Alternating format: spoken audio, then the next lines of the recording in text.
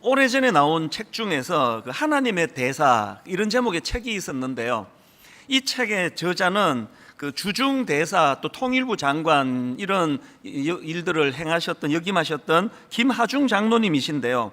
이 장로님의 별명이 기도하는 대사 혹은 하나님께 묻는 대사, 이런 별명을 갖고 있었다고 합니다. 왜 이런 별명을 얻게 됐냐 하니까 이 장로님은 매사를 하나님께 질문하고 하나님의 뜻을 구하는 삶을 사셨는데 좀 과하다 싶을 정도로 그렇게 하셨다는 겁니다. 예를 들면 이런 겁니다. 이 장로님이 이제 대통령 의전 비서관으로도 일하기도 했다는데요. 이제 의전 비서관이다가 보니까 대통령의 집무실을 수시로 드나드셔야 했다는 겁니다. 근데 이 장로님에게 철칙이 뭐냐 하니까 대통령께 보고하러 들어가기 전에 어떤 경우라도 먼저 기도하고 간다. 이게 이분에게 굉장히 중요한 철칙이었는데, 그래서 이제 내가 보고를 하러 들어가겠다고 신청을 해놓고 이제 기다리고 있으면 이제 지금 들어오라고 연락이 온대요. 그래서 그 장로님이 어디에서 그의 그 소식을 듣든지 간에 지금 들어오라는 그런 말이 떨어지면은 바로 그 자리에서 기도한다는 거예요. 그래서 하나님 앞에 들어가서 참 지혜롭게 또 정직하게 그렇게 잘 할 수 있도록 그렇게 하나님 은혜를 구하고 이제 집무실로 들어가곤 하셨는데, 어느 날은 뭔가 좀 분주하고 그러셨는지 이제 그 집무실에 들어갈 때 깜빡 잊고 기도를 하지 않고 들어간 거예요. 이건 뭐 인간이 그럴 수 있는 거 아닙니까? 그런데 이 장로님이 이제 대통령과 대화를 나누다가 그 사실을 알고 나서 마음에 이제 막 이거 어떻게 해야 되나 그렇게 걱정하고 당황하다가 이런 말씀을 드렸다는 겁니다. 죄송합니다. 제가 뭘 잊어버렸습니다. 잠깐 나갔다 오겠습니다. 그래서 이제 그렇게 하라고 허락을 받고는 그 집무실을 나와가지고는 가까운 빈방에 들어가서 하나님께 기도하는데 참 그 내용이 이제 감동이 되더라고요. 하나님, 오늘도 정직함과 지혜를 주시기 원합니다. 그렇게 간절히 기도하고는 그렇게 이제 다시 들어가서 보고를 했다는 겁니다. 아마 이후에도 이런 일이 몇 번 더 있었나 봅니다. 한 번은 그 대통령께서 웃으면서 이런 말을 하시더라는 겁니다. 김 비서관, 자네는 뭘 자꾸 잊어버리나? 이 내용을 모르시다 보니까 뭐 서류를 안 가져오시고 뭐 그런 줄로 이제 뭐 오해를 하셨을 거 아닙니까? 이럴 정도로 이 장로님은 매 순간 하나님께 기도드리고 하나님 응답이 있어야 나는 다음 일을 한다. 그래서 이제 이게 뭐 너무 과하다는 비판의 목소리도 있었습니다. 근데 저는 최근에 그 책을 다시 꺼내 읽으면서 이 장로님이 가졌던 이 정신이요, 어떤 경우라도 하나님의 뜻을 구하고 하나님의 뜻대로 그렇게 행동하기로 결심하고 살아가는 이거는 참 굉장히 귀한 거라는 생각이 들더라고요. 느헤미야 2장에서도 좀 비슷한 장면이 나오는데요. 느헤미야 2장 4절입니다. 왕이 내게 이르시되 그러면 내가 무엇을 원하느냐 하시기로 내가 곧 하늘의 하나님께 묵도하고, 이게 지금 어떤 상황입니까? 절대 권력자 왕 앞에 서 있는 상황이에요. 그 왕이 지금 질문을 던졌습니다. 어지간한 사람 같으면 그냥 땀이 삐질삐질 나고 막 할 말이 생각이 안 나고 그러는데요. 그 긴장된 순간에 이 느헤미야가 그 짧은 순간에 내가 곧 하늘의 하나님께 묵도하고, 이거는요 오래 이 기도를 통한 이 기도가 몸에 배지 않고는 이거 할 수 없는 일 아닙니까? 매 순간순간을 하나님의 뜻을 따르고 하나님을 인식하고 하나님께 의뢰하고, 저는 그 하나님께 의뢰한다는 이 표현을 참 좋아합니다. 가장 가까운 사람에게 할 수 있는 게 그 하나님 그 의뢰하는 거 아닙니까? 이거 좀 도와주실래요? 이거 어떻게 하면 좋지? 여러분, 기왕에 예수 믿는데 우리 일상적인 생활 속에서 그 예수 믿는 게 무슨 액세서리처럼 그렇게 뭐 주일 올 때만 성경책 털고 오는 게 아니라 매 순간순간, 그래서 그 김하중 장관 그 장로님께서 갖고 있는 기록이 하나 있는데요. 주중대사 최장기간 주중대사를 역임한 그 기록이 있습니다. 그 민감한 중국 대사로 부임하셔가지고 얼마나 지혜롭게 일을 잘 처리하셨으면 그렇게 최장수 가장 오랫동안 그 일을 하실 수 있었겠냐는 겁니다. 이게 삶 속에서 하나님을 의뢰하는 거예요. 지금 우리가 교회적으로 이제 영적인 기초 다지기 6가지 항목, 이걸 하나하나 살펴보고 있는데요. 지난 2주 동안에 이제 가장 먼저 영적 기초 중의 기초, 말씀 묵상해야 된다. 이 훈련해야 된다. 그 다음 두 번째가 뭐였습니까? 기도 생활이 이제 몸에 배어야 된다. 이거를 이제 시작을 이제 하고 이제 지금 오늘이 3주 차인데요. 아마 이제 제가 추측한데요. 꽤 많은 분들이 첫째 주에 도전을 받았을 거예요. 막 교회가 이제 제공하는 그 내용을 가지고 아침에 일어나가지고 이제 묵상을 먼저 하고 해보니까 되게 좋다 그러고 그러셨는데 이제 3주 차가 되면서 이제 하다가 그만두신 분이 꽤 많으실 거예요. 한번 손 들어보라고 그러고 싶은데 창피하시니까 제가 손은 들어보라고 안 그러시면 뭐 꽤 많으실 거예요. 그 왜 그렇습니까? 습관이 안 돼서 그래요. 우리의 이 목표는요, 이번에 이걸 뭐 한 이벤트로 6주 동안 하는 게 지금 목표가 아니라 이제 지속적으로 이거를 이제 몸에 배일 때까지 이게 습관이 돼가지고 어떤 당황스러운 순간이라도요, 여러분들이 그 사회생활 하시다 보면 너무 생각 없이 빨리 대답해가지고 그게 어려움을 겪는 경우가 얼마나 많습니까? 집에 가서 내가 그때 그거 반대했어야 되는데 내가 왜 예스라 그랬지? 이런 일들을 막고 싶으시면은요, 이 느헤미야처럼 그 장로님처럼 항상 하나님께 의뢰하면서 한 템포를 대답을 멈칫하고 하는 이 훈련이 필요한데, 이 6주 동안 이제 그 훈련을 하자는 겁니다. 그래서 지금 벌써 손 놓으신 분 오늘부터 하십시다. 다시 하자고요. 그래서 이제 뭐 작심삼일 이런 이야기를 하는데 나는 그 말에 희망이 있다고 생각합니다. 인간이 작심삼일이면 4일에 한 번씩 작심하면 되잖아요. 3일하고 또 깨지고 4일째 또 결심하고 또 8일째 또 깨지고 뭐 계속 될 때까지. 그래서 결국은요, 세상살이에서 성공하는 사람은 끈기 갖고 일하는 사람이 그 사람이 성공한다 그러잖아요.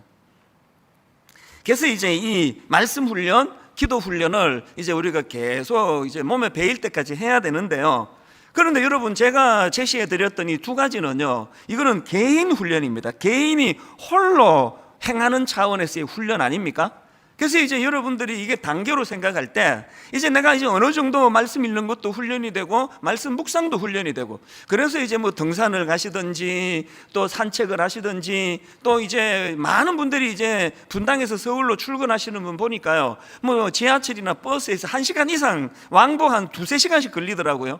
그럴 때 조금 지혜를 발휘하셔서 이제 내가 버스 안에서 책은 못 읽으니까 그때 내가 묵상할 수 있는 어떤 묵상거리를 좀 내가 생각해야지. 계속 개발하면은요, 하루가 얼마나 윤택해지는지 몰라요. 예전에 저희 교회에서는 이제 매주일마다 여러분들한테 주보 간지로 성경 암송 카드를 드린 적이 있습니다.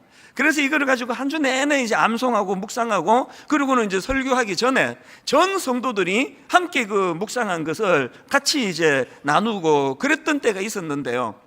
참 이거 다시 부활해도 좋겠다는 생각을 합니다. 계속 말씀을 묵상하는 건 그것이 내 마음 안에서 늘 영향을 미치기 때문에 그렇습니다. 이제 오늘은 셋째 주인데요, 이렇게 이제 개인 훈련인 말씀 묵상도 이제 어느 정도 이루어지고 기도 생활도 어느 정도 이루어지면 이 두 가지 개인 훈련이 잘 되는 분들이 눈을 돌려야 되는 게 이게 공동체성의 회복입니다. 공동체로 눈을 돌리셔야 돼요. 그래서 제가 오늘 설교 제목을 홀로 그리고 함께, 이렇게 제가 제목을 정해봤는데요, 제가 그 설교 제목을 한 10번 정하면 한 10번에 한 번 정도는 이 제목 잘 정했다 그런 생각이 들 때가 있는데, 이번이 그런 날이에요. 이 제목 진짜 잘 정했습니다. 동의해 주신다면 더 행복하겠고요. 이 제목이요, 홀로 그리고 함께, 이게 우리 신앙생활의 엑기스를 다 담고 있는 거예요. 그래서 우리는 홀로 그리고 함께, 한번 따라해 보시겠습니까? 홀로 그리고 함께, 홀로 그리고 함께. 말씀 묵상과 기도 훈련이라는 개인 훈련은 홀로 이루어지는 거지만, 이것이 잘 훈련이 되는 사람들은 함께로, 이 함께의 정신, 공동체로 나가야 됩니다.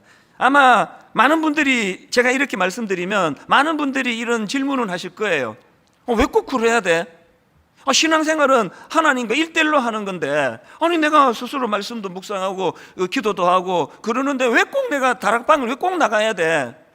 교회는 왜 나가야 되냐고, 이런 질문을 아마 하실 거예요. 여러분, 이런 질문을 하시는 분들에게 제가 답을 드리고 싶은데요, 왜 그래야 된다고요? 너무나 중요한 답이 있는데요, 그게 하나님의 창조 질서이기 때문에 그렇습니다. 자, 이게 무슨 말씀이냐? 하나님이 인간을 창조하실 때의 그 과정을 한번 생각해 보십시오. 창세기 2장 18절을 보십시오.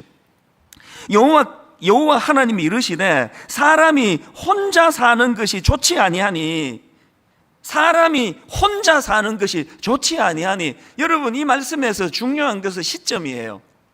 하나님이 어느 시점에서 아담에게 이렇게 말씀하셨냐 하니까요, 아담이 타락하고 하나님의 창조 질서를 깨트려버리고 아담이 타락해가지고 어떤 결핍이 생기고, 그래서 이거 보완해야 되겠다, 그래서 이제 혼자 사는 게 좋지 않다, 이렇게 주신 게 아니고요.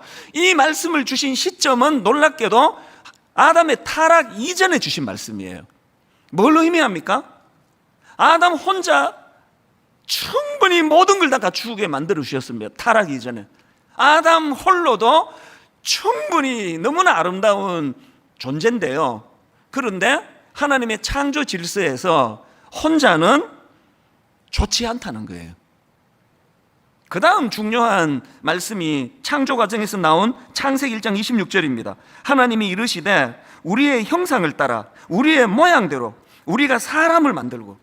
지금 여기 계속 반복되는 우리 삼위일체이기 때문에 내가 해도 전혀 틀린 거 아닙니다. 그런데 지금 창조 과정에서 하나님이 뭘 강조하시는 겁니까? 성부 하나님, 성자 하나님, 성령 하나님, 그 하나님의 공동체성을 드러내는 거예요. 그 하나님이 지금 공동체성으로서 우리라고 말씀하시면서 하나님께서 그 창조에 어떤 요소를 담기를 원하십니까? 우리의 형상을 따라 우리의 모양대로 우리가 사람을 만들고. 이게 바로 공동체적인 거 아닙니까? 세상 사람도 다 알아요. 예수 안 믿는 사람도요. 너무너무 조화를 이루는 어떤 그런 요소들을 가지고 조화를 이루는 것을 보고 사람들이 이렇게 말하잖아요. 저거 삼위일체를 다 이루었네? 그 믿음 좋은 사람이에요. 그 교회는 안 다니지만 그 인생의 원리를 알고 있는 거예요. 그 삼위일체가 조화를 이루었네? 너무나 아름다운 삼위 하나님의 공동체의 조화의 아름다움을 우리 인간에게도 그 정신이 부여해지기를 원하는 겁니다.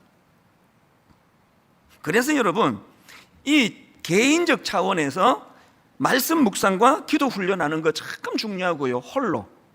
그런가 하면은 오늘 설교 제목을 홀로 이렇게만 잡아놓으면은 그 완전한 게 아니잖아요. 그리고 함께. 우리가 지금 함께 모였잖아요. 홀로 그리고 함께. 제가 이런 내용들을 말씀을 전하려고 여러 말씀을 가지고 미리 묵상을 하고 살피고 했는데요, 제가 오늘 이 내용들을 너무나 잘 설명해 놓은 말씀을 하나 발견한 겁니다. 그게 바로 오늘 본문 말씀이에요. 오늘 이 말씀은요, 굉장히 유명한 말씀입니다. 예수님께서 12명의 제자를 부르시는 그 내용을 다룬 본문인데요, 제가 그 뒤에 있는 12제자의 이름 열거하고 그건 다 빼고 바로 제가 오늘 본문에서 누가복음 6장 12절 13절 이 두 구절에서 너무나 공동체와 관계되는 아름다운 원리를 제가 발견했기 때문입니다. 자, 오늘 본문을 다시 한번 보십시오. 누가복음 6장 12절 13절 같이 한번 읽어보시겠습니다. 이때에 예수께서 기도하시러 산으로 가사 밤이 새도록 하나님께 기도하시고 밝음에 그 제자들을 부르사 그 중에서 12를 택하여 사도라 칭하셨으니. 여러분, 예수님이 12제자를 부르시는 여기에서 오늘 본문에서 너무너무 중요한 전제가 뭐예요? 예수님이 공적인 사역을 행하시기 전에, 본격적으로 일하시기 전에 제자들을 불러 공동체를 먼저 만드셨다는 거예요. 공동체를 먼저 만들어 그들과 함께 일하기를 원하셨다. 이것이 먼저 굉장히 중요한 원리고요. 그래서 기독교 용어로 독불장군은 없습니다. 혼자 잘났다는 거 없습니다. 함께해요.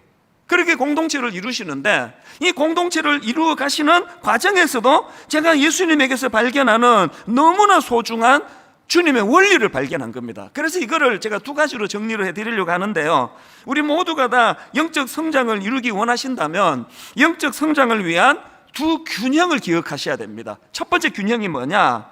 아무리 공동체가 좋지만요, 첫째, 홀로서기 훈련이 먼저라는 겁니다. 홀로서기 훈련. 지금 12절에서 예수께서 기도하러 산으로 가서 밤이 새도록 하나님께 기도하시고 그런 다음에 날이 밝음에 그 제자들을 부르신다는 원리에서 너무나 중요한 것을 찾아낸 거거든요.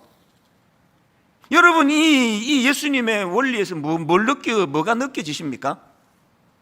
제자들을 부르시기 전에 그룹을 만들고 공동체로 생활하시기 전에 홀로 단독자로 밤새도록 기도하시는 이 예수님의 모습, 그걸 통해 우리가 배워야 되는 건요, 아무리 뭐 좋은 교회 만나는 거 좋고요, 다락방에서 좋은 사람들과 교제하는 건 다 좋은데 그 모든 교회 공동체가 살아나려면 그 구성원들이 하나님 앞에서 홀로 깊은 교제가 필요하다는 겁니다. 헨리 나우에는 오늘 본문에서 예수님이 이 모습에서 그 고독훈련, 이 고독훈련이라는 그런 명제를 만들어내는 걸 제가 봤는데요, 그 헨리 나우엔의 공동체라는 그 책에 보면은 이런 내용이 나옵니다. 고독이란 하나님과 단 둘이 있는 것이다. 당신의 삶에는 그런 공간이 존재하는가? 존재하세요? 여러분 하루 일과 중에 하나님과 단 둘이, 그 당신의 삶에는 이런 공간이 존재하는가? 당신도 하나님과 단 둘이 있어야 한다. 그것이 왜 이토록 중요할까? 고독 속에서 당신을 사랑하는 자라 부르시는 하나님의 음성을 들을 수 있기 때문이다. 기도란, 잘 들어보세요, 기도란 당신을 내 사랑하는 딸, 내 사랑하는 아들, 내 사랑하는 자녀라 부르시는 그분의 음성을 듣는 것이다. 우리가 다락방하고 교회에서 만나 성가대하고 주일학교 교사하고 좋은 사람들끼리 만나고 찬양하고 먹으러 가고 교제 나누고, 이 모든 것이 아름다운 모임이 되기 원해서는 여러분 각자가 하나님 앞에서 먼저 단독자가 되는 거예요. 하나님 앞에 홀로서는 훈련이 필요하다는 겁니다. 제가 지난 세월을 쭉 돌아보니까요, 저는 뭣도 모르고 그냥 막 살은 것 같은데요, 이 철저한 하나님의 의도된 훈련을 저를 통해 이루어 주셨더라고요.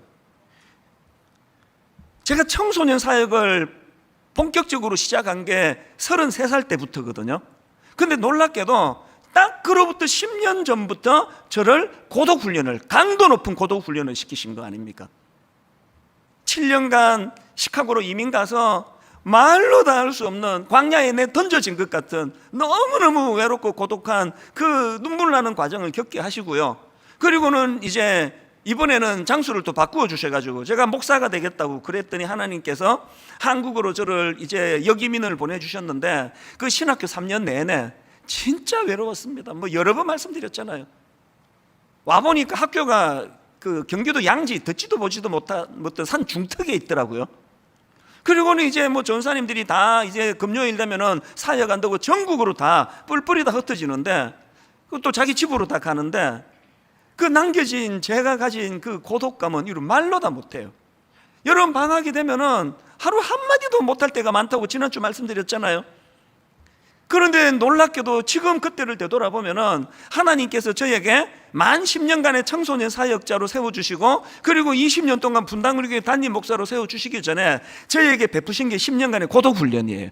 만 10년 동안 그렇게 고독훈련을 통해서 제가 배운 너무너무 고마운 몇 가지가 있는데요, 저는 이 고독훈련을 통해서 하나님 의지하는 법을 배운 겁니다. 그 10년의 세월 동안 안 그랬으면 제가 누구 의지하는 이런 성격이 강해가지고 사람을 많이 의지했을 텐데요, 하나님이 그냥 저를 뚝 그냥 시카고로 집어 던지셨어요. 그리고는 다시 한국으로 또 집어 던지셔가지고 만 10년 동안 뭐 사람을 의지하고 싶은데 뭐 주변에 사람이 있어야 의지하죠. 아무도 모르는 낯선 그곳에서.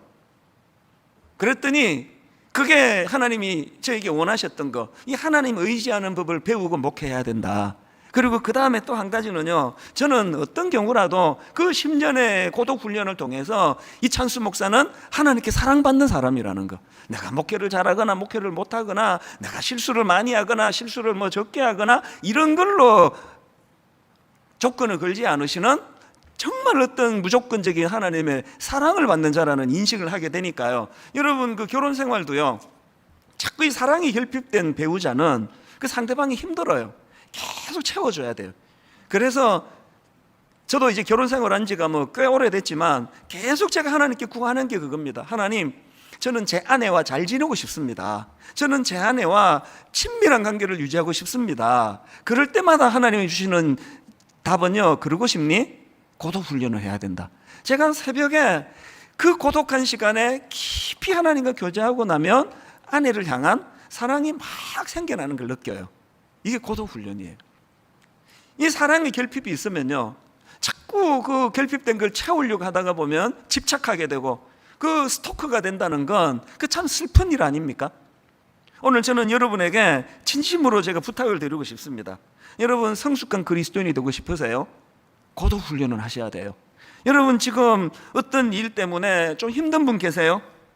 지금 여러분 뭔 일로 실패하셔가지고 혹은 모든 사람들이 나 같은 거 안 좋아할 거야, 마음에 어떤 상함이 있는 분 계세요? 믿었던 사람에게 상처를 받은 분 계세요? 지금이야말로 고도 훈련하기 딱 좋은 때입니다. 고도 훈련을 하셔야 돼요. 이번 주에 이제 다락방이 개강이 되는데 저는 이게 정말 기적이라 생각합니다. 순장님이 턱없이 모자라 가지고요, 이건 절대 원래 안으로 다락방 안 된다, 순장님이 없는데 제자훈련 사육훈련 2년 걸리는데 무슨 다락방을 하느냐 했는데 기적같이 지금 상반기에 다락방이 지금 시작하게 됐는데 너무 저는 가슴이 벅차거든요. 지난 20년도 분당 우리 교회 특징이 뭐냐, 강점이 뭐냐 물으면 저는 다락방이다. 이 분당 우리 교회 다락방은 남녀 성도들이 잘 모이기로 유명하다, 소문났다. 이걸 제가 늘 자랑했는데 이 길은요, 진짜 제가 하나님 앞에 기도합니다. 아버지, 내 모든 걸 걸고 다락방이 살아나기를 원합니다. 왜 그렇습니까? 아까 홀로 그리고 함께, 우리 성도님들은 주중에 혼자 말씀 보고 기도하고 묵상하는 이런 훈련이 되게 하시고, 그런가 하면 그런 분들이 모여가지고 서로서로 사랑의 공동체를 이루어가기를 원합니다. 여러분 다락방이 은혜가 풍성한 다락방 되기를 원하신다면 오늘 본문 말씀을 계속 묵상하십시오. 누가복음 6장 12절, 이때에 예수께서 기도하러 산으로 가사 밤이 새도록 하나님께 기도하시고 홀로 고독 훈련을 행한 다음에 13절에 밝음에 그 제자들을 부르사. 분당 우리 다락방과 우리 각자의 심령이 이 조화를 통해 영적으로 성숙해지는 분당 우리 교회 이기사역 되기를 바랍니다. 이게 첫 번째 균형이고요. 그런가 하면 영적 성장을 위한 두 번째 균형이 뭐냐, 그 홀로 서기 훈련의 에너지를 공동체로 옮겨주자는 거예요. 내가 성숙해졌습니까? 그러면 이 성숙의 에너지를 공동체의 성숙으로 연결시키도록 여러분이 애쓰셔야 됩니다. 밤새도록 하나님께 기도하고 그렇게 산으로 가서 구하셨던 예수님께서 그 에너지를 13절에 밝음에 그 제자들을 부르사. 다시 누가 이런 질문을 하신다면요, 아니 나 혼자 잘 노는데, 난 나 혼자 신앙생활 잘하는데, 난 나 혼자 지금 예수 잘 믿고 난 신앙이 잘하고 있는데, 근데 왜 굳이 내가 다락방에 가야 돼? 왜 굳이 내가 공동체에 또 내가 가입을 해야 돼? 난 내성적이란 말이에요. 나 사람 싫어해요. 사람 모이는 데 가면은 난 별로 안 좋아요. 이런 분들이 계시다면요, 여러분들이 아셔야 되는 게 있습니다. 왜 다락방 공동체에 우리가 참여해야 되느냐? 갈라디아서 5장 6절에 한번 내용을 보십시오. 그리스도 예수 안에는 할례나 무할례나 효력이 없으되 사랑으로서 역사하는 믿음뿐이니라. 세 번 여기 더 실감 있게 번역을 했습니다. 그리스도 예수 안에서는 할례를 받거나 안 받는 것이 문제가 되는 것이 아닙니다. 가장 중요한 것은 믿음이 뭘 통해서요? 사랑을 통해서 일하는 것입니다. 사랑은 혼자 할 수 있는 거 아니잖아요. 난 내 아내를 사랑해요. 그 아내가 있다는 소리 아닙니까? 상대방이 있다는 거 아닙니까? 지금 이 말씀의 전제가 뭡니까? 믿음이 뭘로 증명이 돼야 된다고요? 사랑을 통해서 증명이 되고 그 믿음이 사랑을 통해서 일하는 거래요. 왜 결혼하는 거하고 신앙생활 하는 건 혼자 살 수 없는지 아시겠죠? 증명해낼 길이 없잖아요, 혼자면. 내가 영적으로 충만하면 그것을 교회 공동체를 통해서 증명해내야 된다는 겁니다. 일만성도 파송 운동을 이제 시작을 하고 한 2주쯤 지났을 때 어떤 연세가 좀 있으신 남자 성도님 두 분이 저를 찾아오셨어요. 이제 이분이 하시는 말씀이, 우리는 초신자입니다, 목사님. 우리는 분당 우리 교회에서, 이분은 또 따로따로인데요, 각자인데 다락방에서도 만나신 겁니다. 그래서 우리는 분당 우리 교회를 못 떠납니다. 못 떠나는 줄 알았습니다. 그랬는데 결론, 떠나기로 하셨다는 겁니다. 왜 떠나기로 했느냐? 다락방을 못 떠나서 그렇다는 겁니다. 이 다락방 식구들이 다 지금 분립개척 교회로 옮겨갔기 때문에 자기들만 남을 수 없다는 거예요. 그러면서 이제 교회에서 믿음이 성장하게 된 과정을 쭉 설명을 다 해주셨는데요, 제가 어제 이 말씀을 준비하다가 그 어른 두 분이 생각이 나서 담당 순장님한테 연락을 드렸습니다. 내가 오늘 이것 좀 인용하고 싶은데 좀 더 정확한 내용을 좀 전해주시면 좋겠습니다. 그랬더니 그 순장님한테 이런 답이 왔습니다. 한번 들어보세요. 처음에 다락방에 오셔서는 나이 차이 많은 젊은 순원들과 어울리거나 속마음을 나누기가 어려우셨지요. 성경 지식이 없으니까 다락방 교제를 가지고 나눔을 할 때 늘 긴장하시고 힘들어하시기도 했고요. 당연하죠. 연세 들어서 그 낯선 교회 공동체에 들어가서 뭐 성경 내 지식도 없는데 당연한데, 이분이 어떻게 다락방에서 은혜 받고 변화 받고 세례까지 받게 됐느냐. 그 다음 내용을 한번 들어보세요.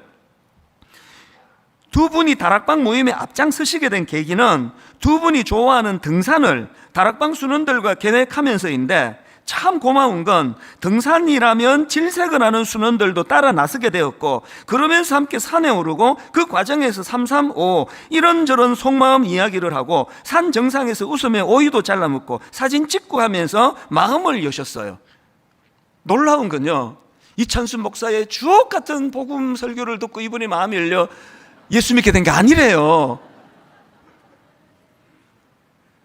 등산을 너무 좋아하는 이분이 가만히 보니까 저 젊은 저 사람은 그 등산 싫어한다는데 자기를 위해서 따라와주고 오이 깎아주고, 그리고 그런 얘기까지 하시더라고. 저 만났을 때 처음에 교회에 이제 눈을 떠가고 예수를 믿기 시작할 때 자기 위주로 배려해 주느라고 맥주도 사주셨대요. 교회에서는 술 마시면 안 된다고 알고 있는데 맥주를 사주시면서까지 마음을 열도록 애써주신 그 공동체, 이게 얼마나 성숙한 겁니까? 그래서 일만성도 파송운동이 성공할 수 있게 된 원인 중에 하나는요, 이게 다락방별로 교구를 미리 1년 반 동안 만들기 때문에, 그래서 저는요, 남기로 하신 분들에게 고마운 게 그거예요. 다른 교회 같으면 일만성도 파송운동 나가는 거가 공동체를 이탈하는 거잖아요. 분립하는 게. 그런데 이게 우리 교회는 남는 게 이탈이에요. 남는 게. 그 교구가 이렇게 쏙 옮겨가지고 교회가 됐으니까. 그리고 그 다락방 식구들이 그대로 갔는데, 나는 이 교회를 사랑하기 때문에 난 분당 우리 교회를 세워야 돼. 그래서 남기로 하면서 그 공동체를 이탈하는 그 가슴 아픈 결정을 하신 분이 너무 많으신 거예요. 그래서 저는요, 순종해서 가신 분들도 너무너무 고맙고요, 말로도 알 수 없이 고맙고요, 이 교회를 위해서 내가 남기로 했다 그런 대가지불 하신 분들도 너무너무 고마운 거예요. 순종해서 가신 분들은 그 집 앞에 작은 교회와 29교회를 세워나가기 위하여 힘에 겹도록 사명을 감당하셔야 되고요, 남기로 하신 분들은 여러분들이 이 교회를 세워나가도록, 그래서 남기로 하신 순장님들도 감사하고요. 이 두 가지 포인트는 아시겠죠? 고독 훈련이 먼저예요. 하나님 앞에 단독자로 서는 겁니다. 그 다음 두 번째가 뭐예요? 그렇게 내가 영적으로 충만하면 그걸 그냥 가두어 두는 거 아닙니다. 다락방을 위하여, 영혼을 위하여, 새 생명을 위하여 그들에게 흘려보내주는 이 두 가지 균형. 한 가지 말씀만 더 드리고 이제 오늘 결론을 맺으려고 하는데요, 최근에 제가 너무 감동적인 이야기를 하나, 어느 글을 본 겁니다. 미국 캘리포니아 그 북쪽에 그 레드우드 국립공원이라고 있다는데요, 저는 뭐 가보지 않았죠. 이 레드우드 국립공원의 그 특징이 뭐냐 하니까, 세계에서 키가 제일 큰 나무, 또 가장 오래된 나무, 그런 나무들이 절비한 데가 그게 레드우드 국립공원이래요. 그래서 뭐 제가 그때 그 글을 보니까 키가 115cm, 하여튼 100m가 넘어요. 어마어마하게 큰 키를 갖고 있는 나무도 있고요. 그리고 막 둘레가 얼마나 큰지 그 사이로 차가 지나가는 정도로 그 너비가 넓은 그런 나무도 있고. 그런데 제가 이번에 새삼 놀랐던 게 뭐냐 하니까요, 그 공원에서 자라고 있는 그 레드우드 나무, 그러니까 레드우드 나무가 이제 줄을 이루니까 공원 이름을 그렇게 지은 것 같아요. 그 레드우드 나무는요, 뭐 세계 신기록이 아니더라도 보통 나무들이 키가 한 60m, 70m가 된대요. 여러분 60m 그러면 아파트 20층 높이에요. 70m는 아파트 23층 높이입니다. 키가 그렇게 그 큰 나무들이 절비한데요, 뭐 상식적으로 다 아시잖아요. 나무가 키가 그렇게 크면 어떻게 해야 돼요? 뿌리도 그만큼 깊어야 되잖아요. 그래야 바람에 이게 뽑히지 않는데, 불행하게도 그 레드우드 그 지역 안반, 그 지역의 지질이 이게 바닥에 이게 안반으로 돼 있다. 안반으로.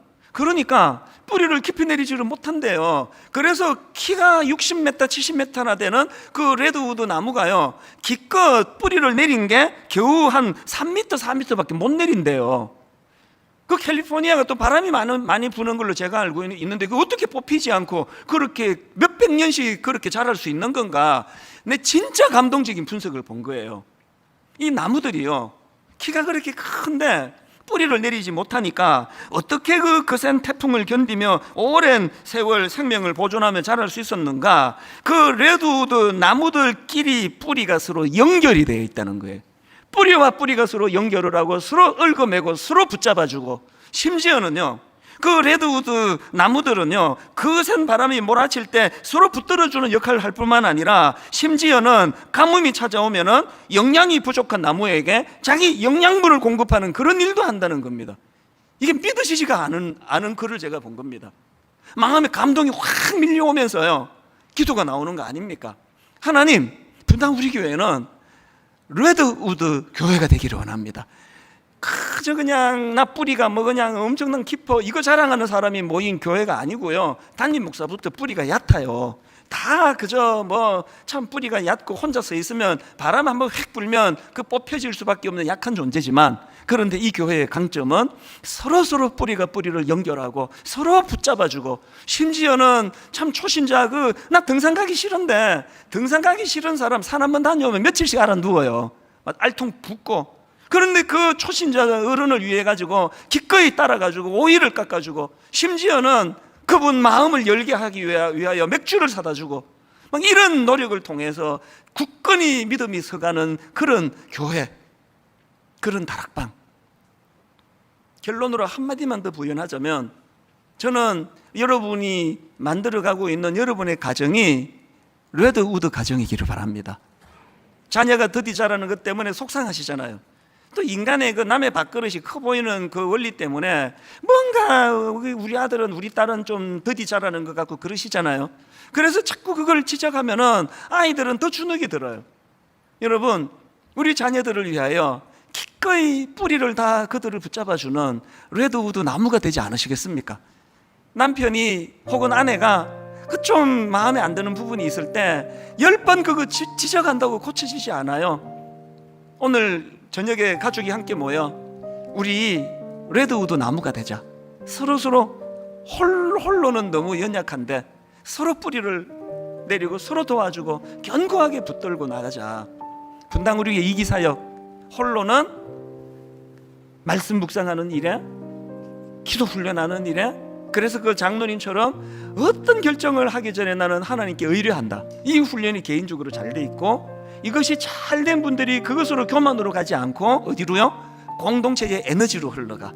그래서 이제 이번 주부터 시작되는 다락방 모임에서 너무너무 아름다운 소식들이 계속 전해지기를 원합니다. 분당 우리 교회는 초신자가 많은 교회로 지금 뭐 어쩔 수가 없습니다. 이제 좀 섬겨야 되는 숫자는 많지가 않고, 이제 기존 신자 등록을 안 받다 보니 이제 초신자들이 많아요. 이분들이 제 설교를 듣고는 한계가 있습니다. 다락방 공동체에서 서로 섬기고 격려하고 레드우드 나무가 되기를 원합니다.